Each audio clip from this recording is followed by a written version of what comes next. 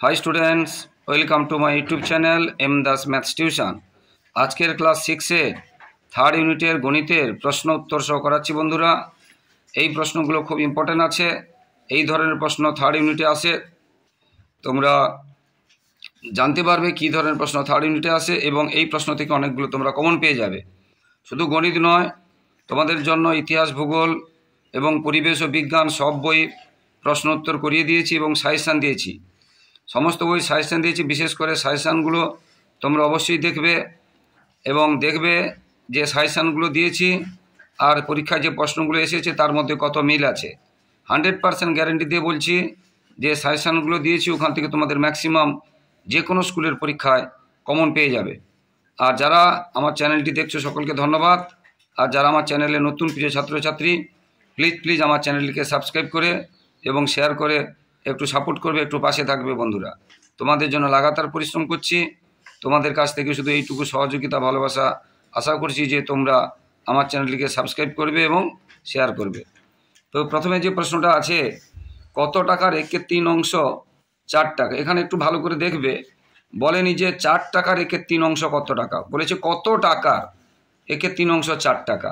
এইরকম অঙ্কের ক্ষেত্রে কি করতে হবে, মোট অংশ সমান 1, তাহলে 1/3 4 টাকা, এক অংশ কত টাকা, বা 4কে আমরা 3-এর 1 দিয়ে গুণ করতে পারি। বুঝতে পেরেছ? এটা ভালো করে বুঝে নিতে হবে। কত টাকার 1/3 বলেছে, তখন 4 গুণ 3-এর 1।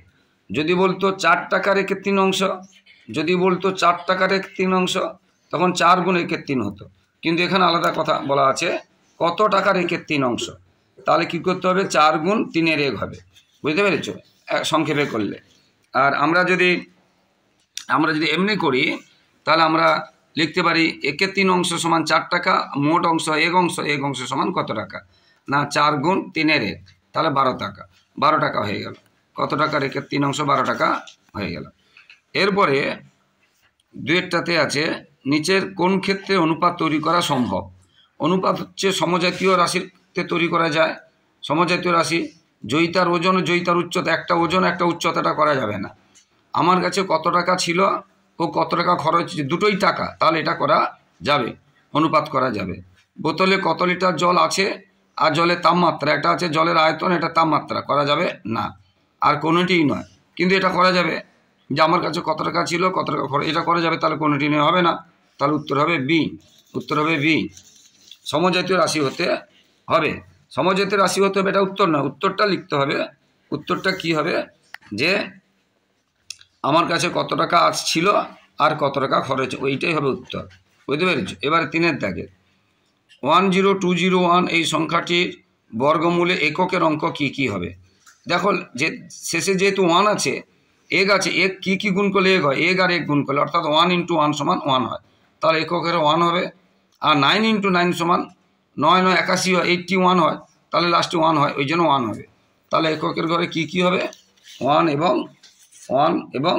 9।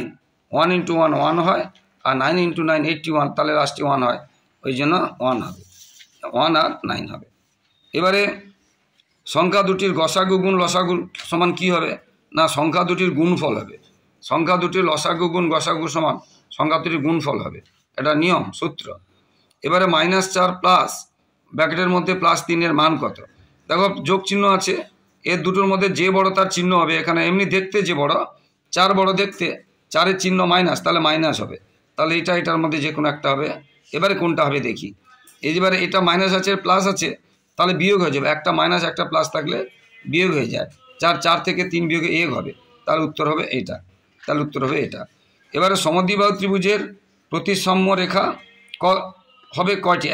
সমদ্বিবাহু ত্রিভুজ বলেছে একটি হবে, প্রতিসাম্য রেখা হবে একটি। দেখো এটা যদি সমদ্বিবাহু ত্রিভুজ ধরি, কেবলমাত্র এটাকে এই দিক দিয়ে কাটলে দুটো সমান অংশ হবে, আর কোনো হবে না, তাহলে সমদ্বিবাহু ত্রিভুজের প্রতিসাম্য রেখা একটি। আর এটা যেটা বলেছিলাম, যে বড় তার চিহ্ন দিলাম, আর এটা মাইনাস আছে এটা প্লাস আছে, ওই জন্য বিয়োগ হবে, 1 হয়ে গেল। এরপরে বলেছে 1 হেক্টর, এরপরে বলেছে 6.3 হেক্টোলিটার সমান কত ডেকালিটার। 6.3 হেক্টোলিটার সমান কত ডেকালিটার। দেখো হেক্টোলিটারকে ডেকালিটারে যেতে হবে। আমরা kilolitre, hectolitre, decalitre, litre, decilitre এরকম করে আমরা লিখে নেব। হেক্টোলিটারকে ডেসিলিটারে যেতে বলেছে, ডেকা না, ডেসিলিটারে। Kilolitre, hectolitre, decalitre, litre, decilitre. দেখো kilolitre, hectolitre, decalitre, litre, decilitre, কতগুলো ঘর আছে? 3টে ঘর। এক লিখে 3টে শূন্য দিয়ে ওদিকে যাচ্ছি যেহেতু গুণ হবে, তাহলে 1000 দিয়ে গুণ হবে। 1000 গুণ হবে মানে 0.3 ঘর সরে যাবে, 3 আছে আর 2টো শূন্য দিতে হবে, তাহলে এত ডেসিলিটার। এবারে বলেছে 1/2/5কে শতকরায় প্রকাশ করো। 1/2/5কে শতকরায় প্রকাশ করো। তো শতকরা প্রকাশ করলে কি হবে? যে কোনো সংখ্যাকে শতকরায় প্রকাশ করতে বললে 100 দিয়ে গুণ করব এবং 100 চিহ্ন দিয়ে দেবো। 100 দিয়ে গুণ করবো এবং 100 চিহ্ন দিয়ে দেবো। তাহলে 100 দিয়ে গুণ করতে হবে এবং সঙ্গে সঙ্গে 100 শতকরা যেহেতু বলেছে সঙ্গে সঙ্গে শতকরা চিহ্ন দিতে হবে। দেখো 1/2/5 2/5কে 100 দিয়ে গুণ করলাম, সঙ্গে সঙ্গে শতকরা চিহ্ন দিলাম। এবার এটা গুণ করে এটা যোগ করতে হবে, 5 5 আর 2 যোগ করে 7 5, আর 100 দিয়ে গুণ করে শতকরা চিহ্ন আছে, 5 দিয়ে 100কে কাটবো 20। এবার এটা গুণ করবো 140%। 140%, ভীষণ ইম্পর্টেন্ট অঙ্ক। এরপরে যে অঙ্কটা আছে 36 এবং 54 এর গসাগু কত? 36 এবং 54 এর গসাগু কত? গসাগু করতে গেলে সবগুলোকে যেন ভাগ যায়। গসাগু করতে গেলে 3টে থাকলে 3টেকেই ভাগ যেতে হবে, 4টা থাকলে 4টাকেই ভাগ যেতে হবে। এখানে 2টো আছে। আমরা এদের 36 আর 54 আমরা 9 নামতে আছে, ডাইরেক্ট 9 দিয়ে করতে পারি। না পারলে তোমরা 2 দিয়ে করবে, যায় কিনা দেখবে, 3 দিয়ে যায় কিনা দেখবে, 3 দিয়ে যায় কিনা দেখবে, এইভাবে আমরা করতে পারি। বুঝতে পেরেছো? বা একসঙ্গে আমরা 18 দিয়েও করতে পারি। 18 2 36, 18 3 54, তবে তোমরা ভুল হয়ে যাবে, ছোটো ছোটো দিয়ে করবে। তাহলে 2 দিয়ে করলাম, তারপরে 3 দিয়ে করলাম, তারপরে 3 দিয়ে করলাম, আর যায় না, তাহলে এটা হবে তাদের গসাগু। যেগুলো দিয়ে সবগুলোকে গেছে 3 3 আর 2, 2 আর 3 হবে না, তাহলে হলো 18। এরপরেরটাতে বলেছে একটি ত্রিভুজের 3টি বাহুর দৈর্ঘ্য 12 সেমি, 6 সেমি, আর একটা বলেছে 20 মিমি। এটা 12 সেমি, এটা 6 সেমি, আর এটা 20 মিলিমিটার বলেছে। এটা খেয়াল করে, 12 সেমি, 6 সেমি আর 20 মিমি। আমি সেমি ভেবেছিলাম, কিন্তু না, এটা ভালো করে প্রশ্ন পড়তে হবে। মিমি আছে, মিলিমিটার আছে। তো যোগ করতে গেলে পরিসীমা মানে 3টে বাহু যোগ করব, কিন্তু যোগ করলে সেন্টিমিটারের সাথে মিলিমিটার যোগ হয় না। প্রথমে আগেই যে 20 যে মিলিমিটার ছিল তাকে সেন্টিমিটার করতে হবে। 20 মিলিমিটার মানে দেখো metre, decimetre, centimetre, millimetre, metre, decimetre, centimetre, millimetre, centimetre পরে মিলিমিটার আছে। মিলিমিটারকে সেন্টিমিটার যেমন 1 ঘর সরে আসবে, অর্থাৎ 2 সেন্টিমিটার হয়ে যাবে। তাহলে 12 সেন্টিমিটার, 6 সেন্টিমিটার আর 20 মিলিমিটার ছিল, এটা 2 সেন্টিমিটার হয়ে গেল। তাহলে যোগ করে আমরা কত পেলাম? 12 6 18 দিয়ে 20 সেন্টিমিটার পেলাম, 20 সেন্টিমিটার পেলাম। আচ্ছা, এরপরে এটা ভীষণ ইম্পর্টেন্ট অঙ্ক। এত এর সঙ্গে কত যোগ করলে এত পাবো, ভীষণ ইম্পর্টেন্ট। এই ধরনের অঙ্ক একদম আসবে। কত যোগ করলে এত পাবো, যোগ করলে যেটা পাবো সেটা বড়। দেখতে এটা 7 ছোট মনে হচ্ছে, এটা 17 বড় মনে হচ্ছে, না, এটা শূন্যও যদি হয় এটা বড়, অর্থাৎ এইটা থেকে এটা বাদ দিতে হবে। তাহলে এটা ব্র্যাকেটের মধ্যে লিখবো, বিয়োগ দিয়ে এটা ব্র্যাকেটের মধ্যে লিখবো। আবার বলছি, যোগ করলে যেটা পাবো সেটা সবসময়ের জন্য বড় হবে। তাহলে ব্র্যাকেটের মধ্যে এটা লিখবো, বিয়োগ চিহ্ন দিয়ে ব্র্যাকেটের মধ্যে এটা লিখবো। তাহলে ব্র্যাকেটের মধ্যে এটা লিখবো, বিয়োগ চিহ্ন দিয়ে ব্র্যাকেটের মধ্যে এটা লিখবো। তাহলে দেখো এটা লিখলাম। এবারে এই বিয়োগ চিহ্ন থাকলে এটাকে চিহ্ন মাইনাস মাইনাসে প্লাস হয়, বা এখানে চিহ্ন চেঞ্জ করলে এখানে চিহ্ন চেঞ্জ হয়। এরকম মাইনাস মাইনাসে প্লাস লিখতে পারো, বা আরেকটা লাইন লিখতে পারো, পরের লাইনে এখানে প্লাস লিখবে আর এখানে প্লাস লিখবে, এখানে প্লাস লিখবে, এখানে প্লাস লিখবে। এখানে চিহ্ন চেঞ্জ করলে এখানে চিহ্ন চেঞ্জ হয়, এখানে চিহ্ন চেঞ্জ করলে এখানে চিহ্ন চেঞ্জ হয়। ঠিক আছে? এবার 17 আর 7 যোগ করলে 24 প্লাস 24, তাহলে উত্তর কত? প্লাস 24। প্লাসটা দেওয়া দরকার ছিল, প্লাস দিইনি, প্লাস 24 হবে, প্লাস দিতে হবে। বুঝতে পারলে? এরপরের অঙ্কটা দেখো, এরপরে কি আছে।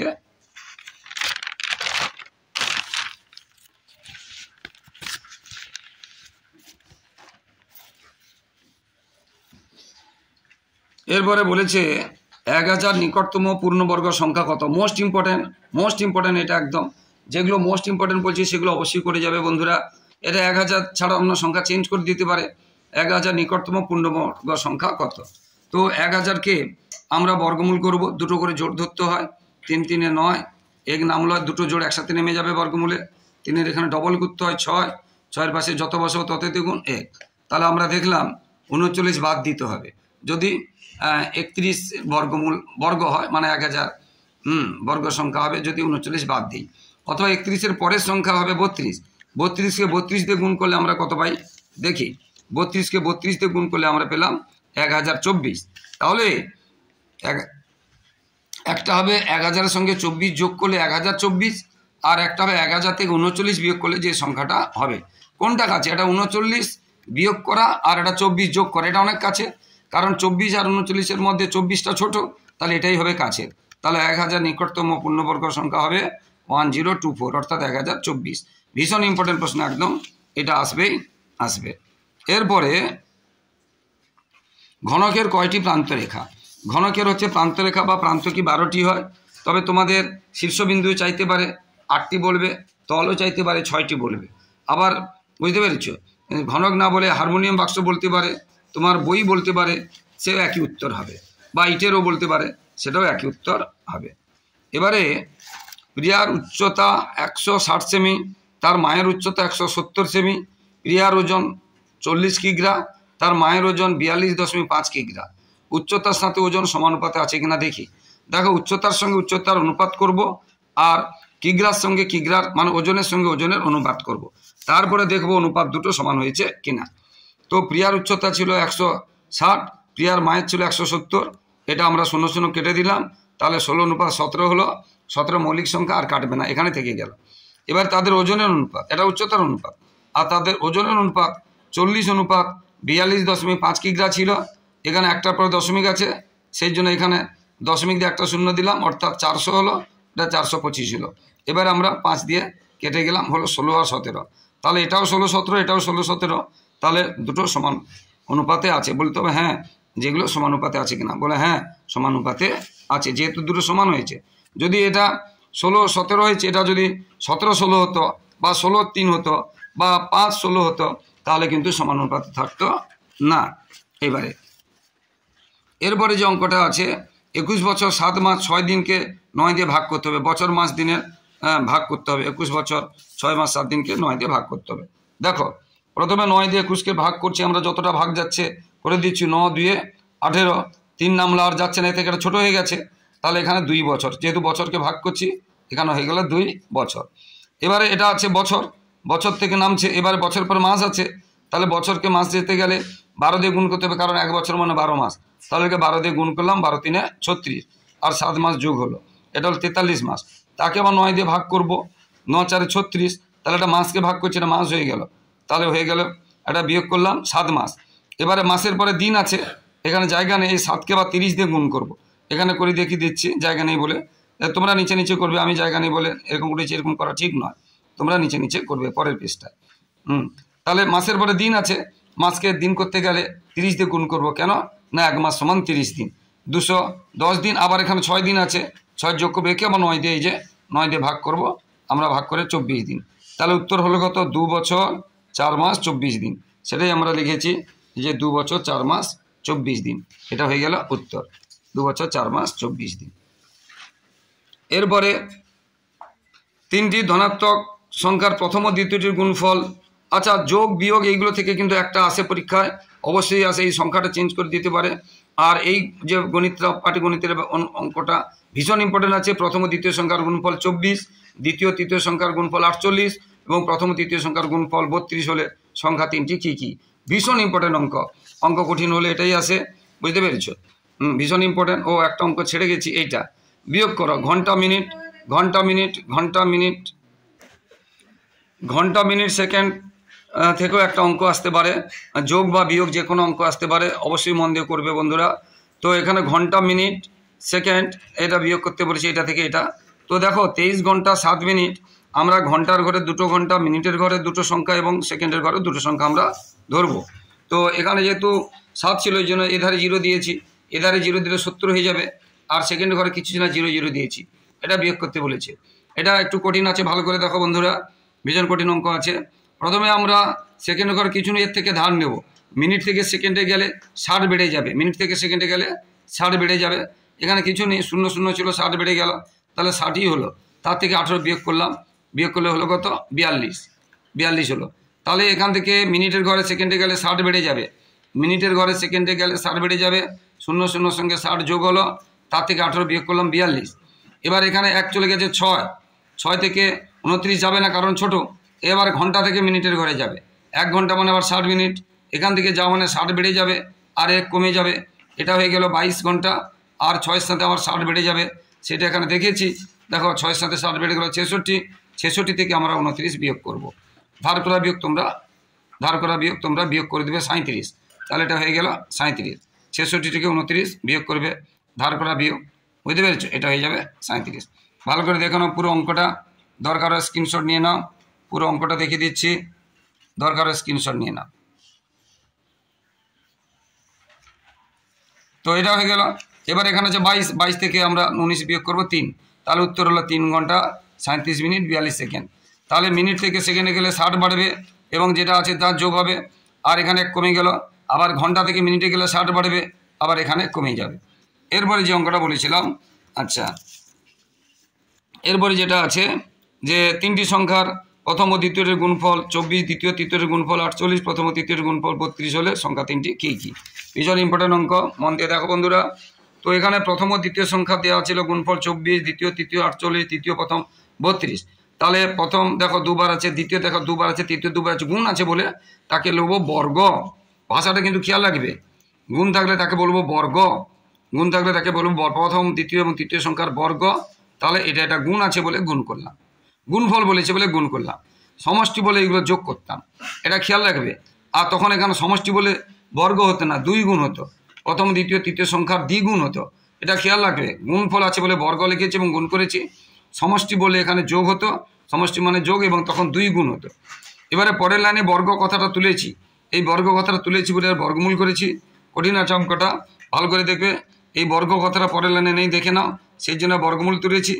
এবারে আমি বর্গমূল সহজে করে দিয়েছি, এখানে 24 আছে বলে, আর 24 2 48 হয়ে যায়, 24 গুণ 2 করেছি, একটা 2 দিয়েছি বলে এখানে 32কে একটা 2 নিয়েছি, আর 32-এ 2 চলে 16, 4 4 16 করেছি। তোমরা কিন্তু এরকম পারবে না, তোমরা ছোট ছোট করে ভেঙে ভেঙে করবে। তোমরা 24কে 2 দিয়ে ভাঙবে, আবার 2 দিয়ে এরকম করে ভাঙবে, 48কে 2 দিয়ে ভাঙবে, 2 দিয়ে ভাঙবে, 32কে 2 দিয়ে ভেঙে যাবে, বুঝতে পেরেছো? তাহলে যতগুলো 2 হবে, যদি 6টা 2 হয় 3টা 2 বাইরে বেরিয়ে যাবে, যদি 3 দুটো হয় তাহলে একটা 3 বাইরে বেরিয়ে যাবে, জোড় হতে হবে, জোড় হলে একটা করে বাইরে বেরিয়ে যাবে। তাহলে গুণফল পেলাম 192। তাহলে প্রথম দ্বিতীয় তৃতীয় পেলাম গুণ করে 192। তাহলে প্রথমটা কি করে পাবো? 192 থেকে যদি দ্বিতীয় তৃতীয় ভাগ করে দিই, 48 ভাগ করে দিই, তাহলে 192 থেকে 48 ভাগ করলাম 4। এবার দ্বিতীয় কি করে পাবো? তৃতীয় এবং প্রথম যদি দেখো, এখানে দ্বিতীয় পাবো তাহলে তৃতীয় প্রথম ভাগ করব, প্রথম পাবো তাহলে প্রথম যেটাতে নেই দ্বিতীয় তৃতীয় ভাগ করব, তাহলে 32, দ্বিতীয় বের করলে 32, আর তৃতীয় বের করে প্রথম আর দ্বিতীয় ভাগ করব, 24 দিয়ে ভাগ করব। এটা হয়ে গেল উত্তর। ভীষণ ইম্পর্টেন্ট অঙ্ক আছে। এরপরে যে অঙ্কটা আছে, দেখো যে 28, 33, 42, 27, 77 দ্বারা বিভাজ্য যে সংখ্যাটি এত নিকটতম তা নির্ণয় করো। এত দ্বারা বিভাজ্য মানে সবসময়ের জন্য লসাগু করতে হবে। এত দ্বারা বিভাজ্য যে কোনো সংখ্যা, এত দ্বারা বিভাজ্য মানে সবসময়ের জন্য লসাগু করতে হবে। তাহলে এটা তোমরা লসাগু করবে, আর লসাগুতে 4টা থাকলে 2টো দিয়ে গেলেও হবে, 3টে দিয়ে গেলেও হবে, 4টায় না গেলেও হবে, কিন্তু একটা দিয়ে গেলে হবে না। আর গসাগু বললে 4টা থাকলে 4টায় যেতে হবে। তো 7 দিয়ে গেছে প্রথমে, তারপরে 11 দিয়ে, তারপরে 2 দিয়ে, তারপরে 3 দিয়ে। তোমরা প্রথমে 2 দিয়ে করবে, তারপরে 3 দিয়ে, প্রথমে বড় দিয়ে করবে না, প্রথমে ছোট দিয়ে করার চেষ্টা করবে। আর যদি পেরে যাও তোমরা বড় দিয়ে করতেও পারো। তাহলে আমরা লসাগু হয়েছে 924। কিন্তু সংখ্যাটা কি ছিল? সংখ্যাটা ছিল এতই নিকটতম, তাহলে এইটাকে ওই 924 দিয়ে ভাগ করব, ওইটাকে আমরা 924 দিয়ে ভাগ করব, বুঝতে পেরেছ? এটাকে 924 দিয়ে ভাগ করলাম, হচ্ছে কত? 106। এবার 106 আমরা 6 দিয়ে ভাগ করলে বাদ দিতে হচ্ছে কত? 821। আর যদি আমরা 7 দিয়ে ভাগ করতাম, 6 দিয়ে ভাগ করলে 821, এই যে 6 দিয়ে ভাগ করলে মানে দিলে গুণ করছে, এটা বাদ দিতে হচ্ছে 821। আর যদি 7 দিয়ে করতাম তখন গুণ হতো এইটা, তখন আমাদের বাদ দিতে হতো মাত্র 103, বুঝতে পেরেছ? 103 যোগ করতে হতো। তাহলে কোনটা কম? এটা কম, নিকটতম বলেছে, তাহলে আমরা এইটাই নেব। অর্থাৎ 6 দিয়ে করলে 821 বাদ দেব না, আমরা 7 দিয়ে যদি করতাম আমাদের কত কম পড়ে যেত? 103, তাহলে যোগ করব। অর্থাৎ ওই যে সংখ্যাটা, এই সংখ্যাটার সঙ্গে 103 আমরা যোগ করব, সেটাই হবে নির্ণেয় সংখ্যা, ওই সংখ্যাটার সঙ্গে আমরা 103 যোগ করব, ওটা হবে নির্ণয় সংখ্যা। 800 সেটা নিলাম না কেন, সেটা অনেক বড়, বুঝতে পেরেছো? তো অনেক পাটিগণিত আছে, সবগুলো করালে অনেক সময় লাগবে। বাকি অঙ্কগুলো দেখে নাও। যেমন শহরের জনসংখ্যা প্রতি বছর 4% বাড়ে, 2 বছর পরে কত, মোস্ট ইম্পর্টেন্ট, একদম আসবেই আসবে, 100% গ্যারেন্টি দিয়ে বলতে পারি যে এই ধরনের অঙ্কগুলো আসে। আরও এত মিটার লম্বা বাঁশ থেকে এত বাদ দিয়ে বাকি সমান 4 টুকরো, এটাও আসবে, মোস্ট ইম্পর্ট্যান্ট। এই যে একটা সরল আছে, মোস্ট ইম্পর্ট্যান্ট, এগুলো একদম এই তিনটের মধ্যে একটা আসবে, এটা 100% গ্যারেন্টি দিয়ে বলতে পারি যে এইগুলো কিন্তু আসে, বেশিরভাগ এই ধরনের আসে। এবারে যোগের সংযোগ নিয়ম, তাই এইগুলো দেখে নাও বন্ধুরা, এগুলো তোমরা করবে, কারণ ভিডিও লম্বা হয়ে যাচ্ছে, তাই এইগুলো করাচ্ছি না, দেখে নাও তোমরা। এবং এই অঙ্কগুলো সব আমার ইউটিউবে দেওয়া আছে, এইগুলো তোমরা সরল চ্যাপ্টারে গিয়ে পেয়ে যাবে। এটা অংশের অঙ্ক, এগুলো জনসংখ্যা বা শতকরার অঙ্ক চ্যাপ্টারে গিয়ে পেয়ে যাবে।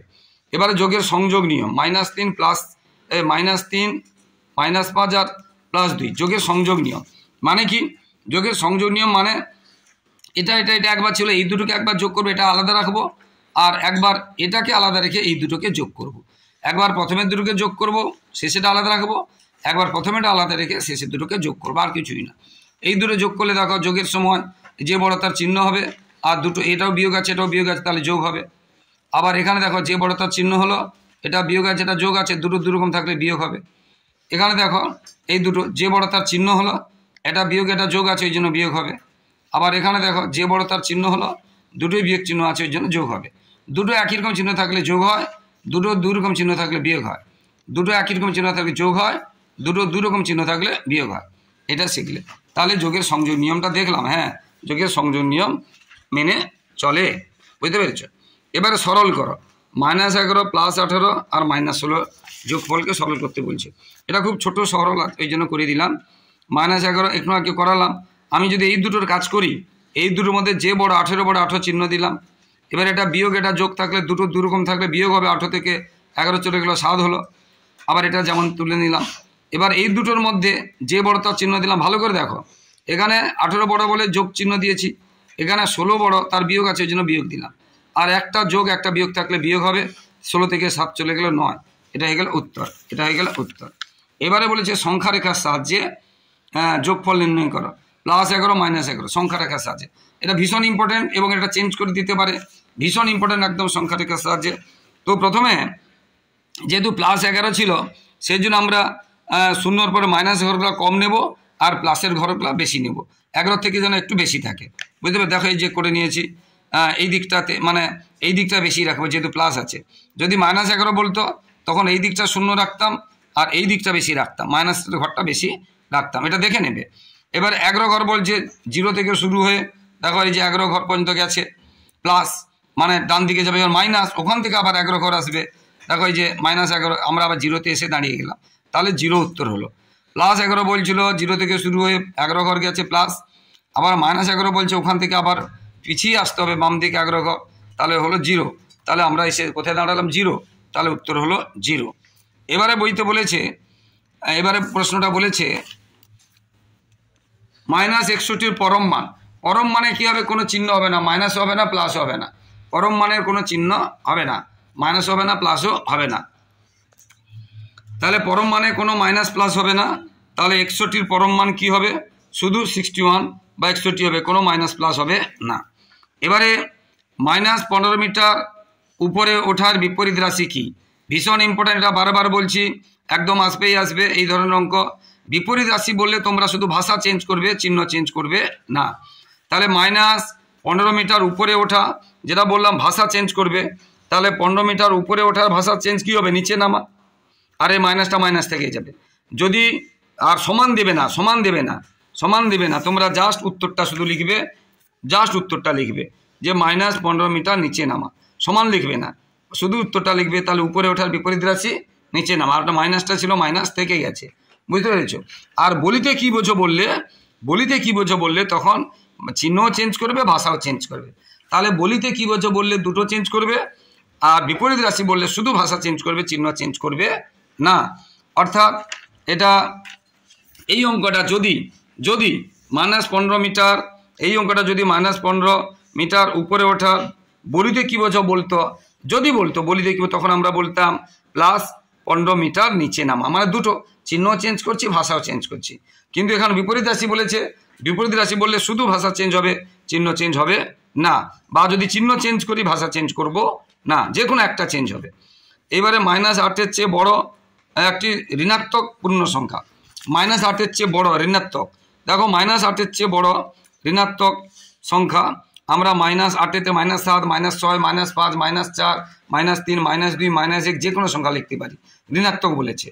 আবার ধনাত্মক বললে আমরা 1 + 1 + 2 এগুলো লিখতে পারি। অর্থাৎ -8-এর পরে ডান দিকের সংখ্যা, বড় মানে ডান দিকে, বড় মানে ডান দিকে, আর ছোট মানে বাম দিকের সংখ্যা।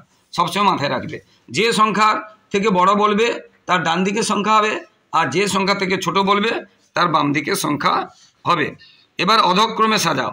অধক্রম মানে কি? বড় থেকে ছোট। অধক্রম মানে কি? বড় থেকে ছোট। -5, -2, +3, -6, এর মধ্যে সব থেকে বড় হবে +3। তারপরে যেটা মাইনাস ছোট সেটা সব থেকে বড়, তাহলে +3 হবে, তারপরে -2, তারপরে -5, তারপরে -6। বলেছিলাম মাইনাস চিহ্ন যে থাকবে, যেটা যত বড় সেটা তত ছোট হবে। তাহলে -6, -2 এর মধ্যে কে ছোট? বুঝতে পেরেছো? 6 ছোট, আর 2 বড়, -2 বড়।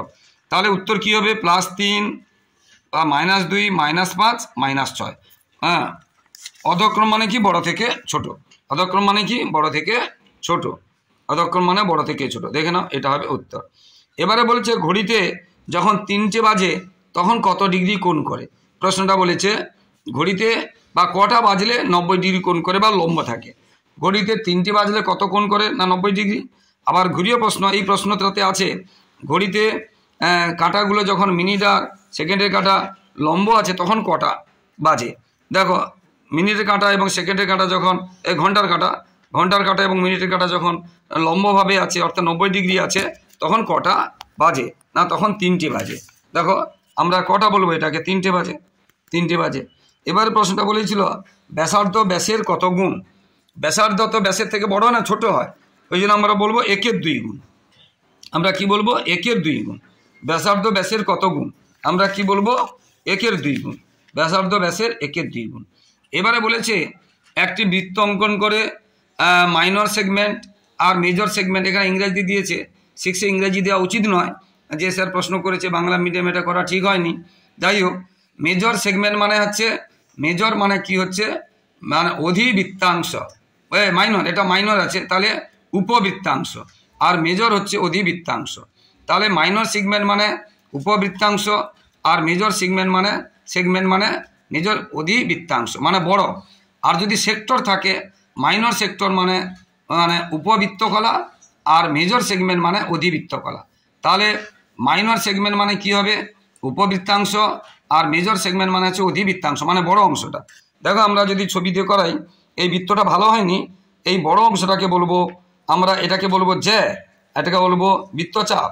তাহলে জ্যা এবং বৃত্তচাপ, যে ছোট বৃত্তক্ষেত্র তৈরি করে তাকে বলবো উপবৃত্তাংশ বা মাইনর, আর যে বড় অংশটা তৈরি করে তাকে বলবো অধিবৃত্তাংশ বা মেজর সেগমেন্ট।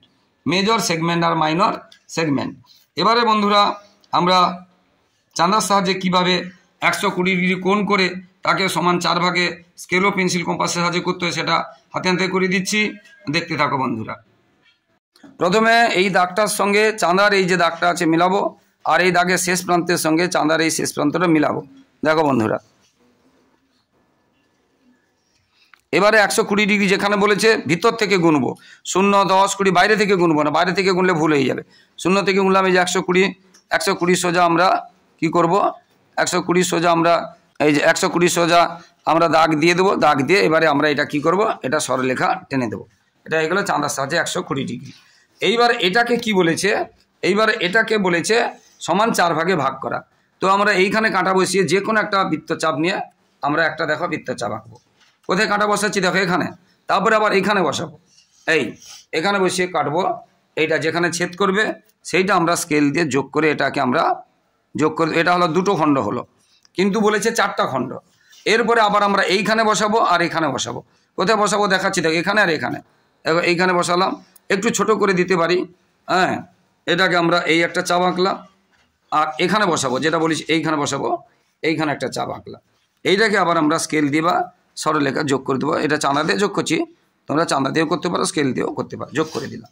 ঠিক এইভাবে এখানেও একটা হাফ করতে হবে, এইখানে একবার বসাবো আর এইখানে একবার বসাবো। দেখো এইখানে কাঁটা বসালাম, একটু ছোট করে দিচ্ছি একটু, এই একটা বৃত্তচাপ আঁকলাম, আর এইখানে কাঁটা বসালাম, দেখো একটা বৃত্তচাপ আঁকলাম। এবার এইটাকে আবার আমরা কি করব, স্কেল দিয়ে আমরা যোগ করে দেব। এটা হয়ে গেল সমান, দেখো 4টা ভাগ। এবার একটা নাম দিতে পারি A B C D E F, এবার আমরা নাম দিলাম, এটা হয়ে গেল বৃত্তচাপ। এবারে যে প্রশ্নটা বলেছে, এবারে একটি প্রিজম অঙ্কন করা যার ভূমি ষড়ভুজ, ষড় মানে 6, ষড় মানে 6, 6টা বাহু থাকবে, এরকম একটা প্রিজম আঁকতে বলেছে।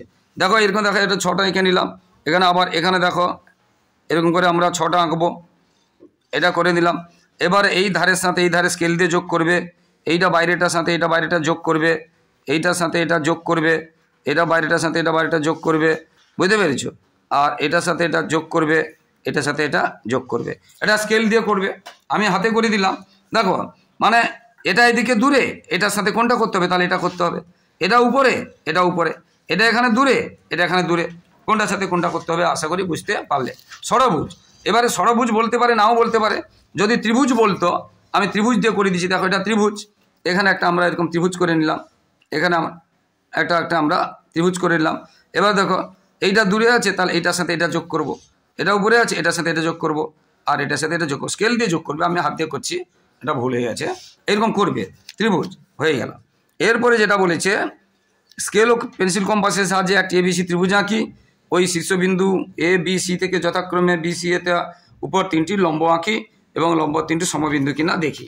হ্যাঁ দেখো একটা ত্রিভুজ আঁকতে বলেছে, যে কোনো মাপের আমরা একটা ত্রিভুজ এঁকে নেবো। প্রথমে এটা সমবাহু ত্রিভুজ কিছু বলেনি, যে কোনো মাপের একটা ত্রিভুজ এঁকে নেবো। এবারে ত্রিভুজের শীর্ষবিন্দু থেকে একটা লম্ব 3টে টানতে হবে। দেখো এই শীর্ষবিন্দু থেকে যদি লম্ব টানতে বলে, তাহলে এমন দাগ, এই বাহুতে যেন একটা দাগ পড়ে, এমন একটা দাগ নেব। দেখো এই একটা দাগ নিয়েছি, যে শীর্ষবিন্দু থেকে বলবে সেই শীর্ষবিন্দুতে বসিয়ে বিপরীত বাহুতে একটা দাগ পড়বে। এবার এইখানে কাঁটা বসে একটু ছোটো করে দিতে পারি, এখানে করব।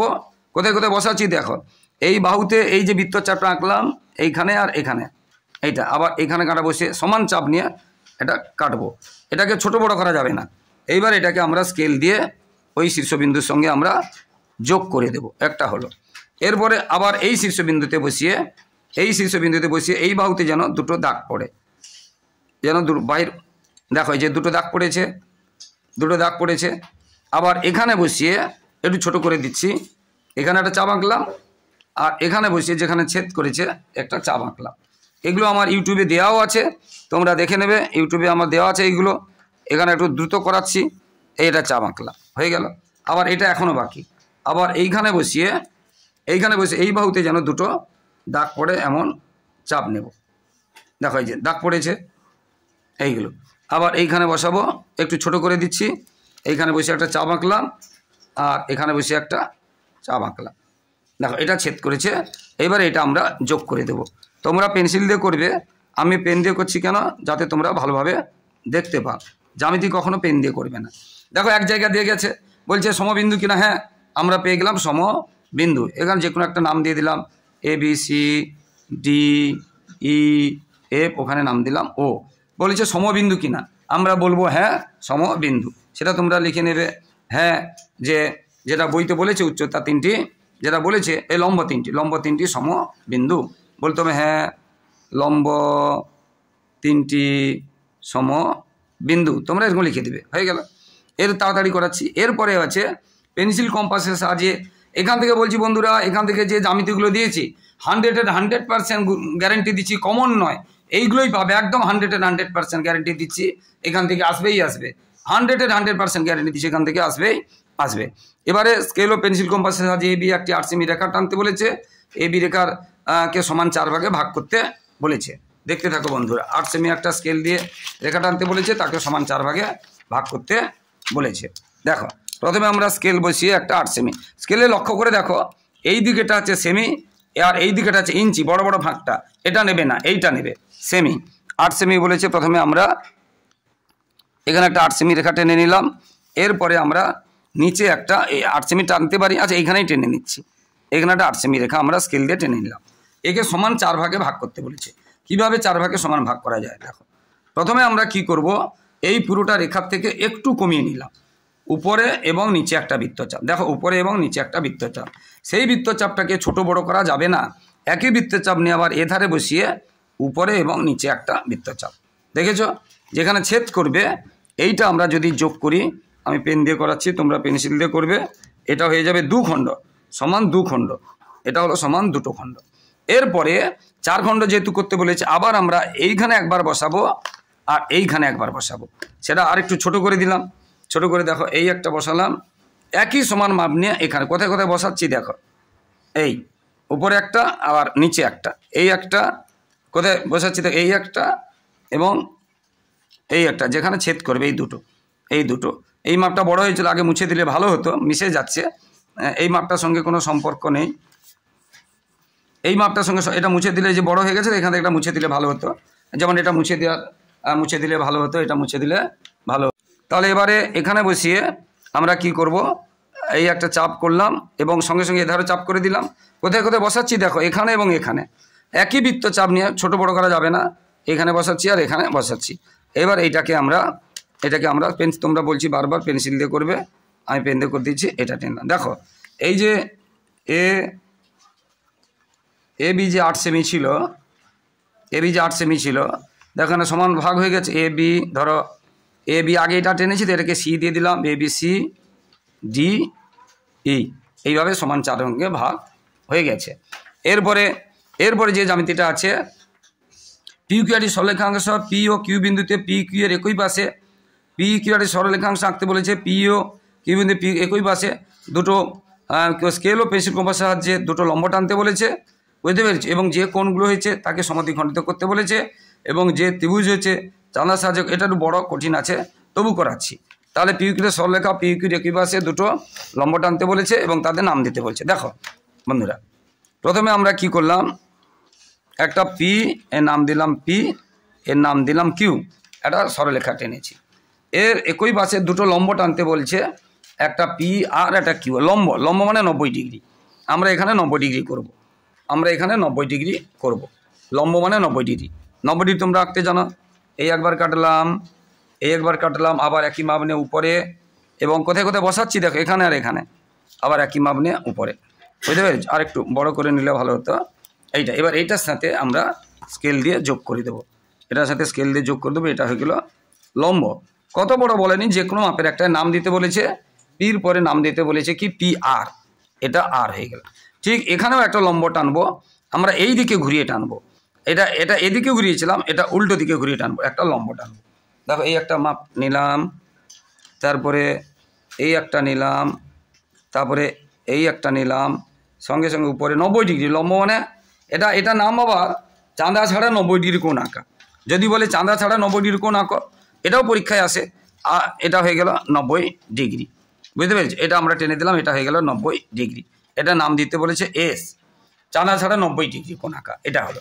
এরপরে এটাকে বলেছে সমদ্বিখণ্ডিত করা, এটাকে দুটো ভাগ করতে বলেছে, এটাকে কোণকে কীভাবে সমদ্বিখণ্ড করা হয় দেখো, এইখানে দেখো সমদ্বিখণ্ডিত করা, এখানে কোথায় বসাচ্ছি দেখো, এখানে আর এখানে বসাবো, তাহলে এইখানে বসিয়ে যে কোনো মাপ নিতে, এতটা নিতে পারি, যে কোনো মাপ নিতে পারি, এই এটা করলাম, ঠিক সমান চাপ নিয়ে কমানো বাড়ানো, এই ভালো করে দেখো, এটা যোগ করলাম, সমদ্বিখণ্ডিত করা হলো। এটাকে আবার আমরা বলতে পারি চাঁদা ছাড়া 45 ডিগ্রি কোণ আঁকা, 90 হাফ করলে 45, চাঁদা ছাড়া 45 ডিগ্রি কোণ আঁকা এটাকেও বলে। তাহলে এখানে অনেক কিছু শিখে যাচ্ছ, চাঁদা ছাড়া 90 ডিগ্রি কোণ আঁকা শিখে যাচ্ছ, চাঁদা ছাড়া 45 ডিগ্রি কোণ আঁকা শিখে যাচ্ছ, হ্যাঁ।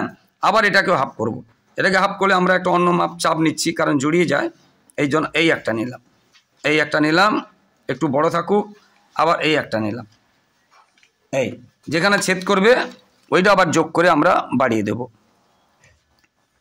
এই দেখো যেখানে ছেদ হয়েছে সেখানে একটা নাম দিতে বলেছে, বুঝতে পেরেছি, নাম দিতে বলেনি, যে ছেদ করেছে একটা ত্রিভুজ তৈরি হয়েছে, যে কোনো একটা আমরা নাম দিলাম, কি নাম দিয়ে দিলাম, এম নাম দিতে যেহেতু বলেনি, আমরা এম নাম দিলাম। এই যে ত্রিভুজ তৈরি চাঁদার সাহায্যে তার কোণগুলি মেপে দেখো, এটা দেখো 90 ধাপ 45 হবে, এটাও 90 ধাপ 45 হবে, আর এটা 90 হবে, দুটো 45 90 হয়ে গেছে, তাহলে এটা 90 হবে। তাহলে তোমরা এটা লিখবে, তাহলে পি কোণ মানে পি কথাটা মাঝে থাকবে, এটা নাম দিয়েছি এম, পি কোণ মানে পি কথাটা মাঝে থাকবে, এই যে পি দেখো পি কথা, তাহলে এম পি ও এটা হবে 45 ডিগ্রি। এবার কিউ কিউও মাঝে থাকবে, এম কিউ পি হবে 45 ডিগ্রি। এবার এম কোণ, এম মানে এম কথাটা মাঝে থাকবে, তাহলে পি এম কিউ হবে, এটা কোণ চিহ্ন হবে 90 ডিগ্রি। এটা হয়ে গেল। তো বন্ধুরা, যারা আমার ইউটিউব চ্যানেলটি দেখছো সকলকে অসংখ্য ধন্যবাদ। আর যারা আমার চ্যানেলে নতুন প্রিয় ছাত্রছাত্রী, প্লিজ তোমরা আমার চ্যানেলটিকে সাবস্ক্রাইব করে এবং শেয়ার করে তোমরা সাপোর্ট করো বন্ধুরা। তোমাদের জন্য লাগাতার পরিশ্রম করছি, তাই তোমাদের কাছ থেকে শুধু এইটুকু সহযোগিতা ভালোবাসা আশা করছি, যেন তোমরা আমার ইউটিউব চ্যানেলটাকে সাবস্ক্রাইব করে শেয়ার করে একটু সাপোর্ট করো, পাশে থাকো, একটু হেল্প করো বন্ধুরা। আর লাইক ও কমেন্ট করতে ভুলবে না প্লিজ বন্ধুরা। আবার বলছি, তোমরা প্লিজ যারা নতুন চ্যানেলটিকে সাবস্ক্রাইব করবে এবং শেয়ার করবে এবং সাপোর্ট করবে, একটু ভালোবাসা জানাবে বন্ধুরা। আর সবার পরীক্ষা ভালো হোক, সবার ভবিষ্যৎ ভালো হোক, আর সবাই খুব ভালো থাকো। জয় হিন্দ, বন্দে মাতরম।